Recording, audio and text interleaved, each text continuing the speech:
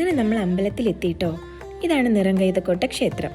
1000 വർഷം പഴക്കമുള്ള ക്ഷേത്രമാണെന്നാണ് കേട്ടിട്ടുള്ളത്. ഞാൻ അതുവഴിയൊക്കെ ഇങ്ങനെ നടന്നു. എനിക്ക് ഇടയ്ക്കിടയ്ക്ക് പോകാൻ ഇഷ്ടമുള്ള ചില സ്ഥലങ്ങളും അമ്പലങ്ങളും ഉണ്ട്. അതിലൊന്നാണ് ഈ കോട്ട അമ്പലം. എന്തോ ഇവിടെ വരുമ്പോൾ ഒരു പ്രത്യേക ഫീലാണ്. അവിടുന്ന് കിട്ടിയിട്ടുള്ള പ്രസാദമാണിത്. തൽക്കാലത്തെ വിശപ്പിന് അതൊരു ആശ്വാസമായിട്ട് തോന്നി. താഴേക്ക് ഇറങ്ങിച്ചെന്ന അവിടെ ശാസ്താവിൻ്റെ അമ്പലം കൂടെയുണ്ട്. അവിടെ പോയി തൊഴാമെന്ന് വിചാരിച്ചു.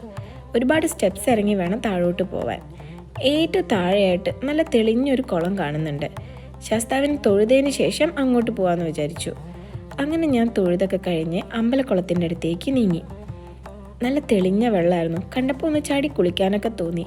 പക്ഷെ എനിക്ക് നീന്തൽ അറിയാത്തതുകൊണ്ട് ഞാൻ വെള്ളത്തിലിറങ്ങി കാല് മാത്രം കഴുകി.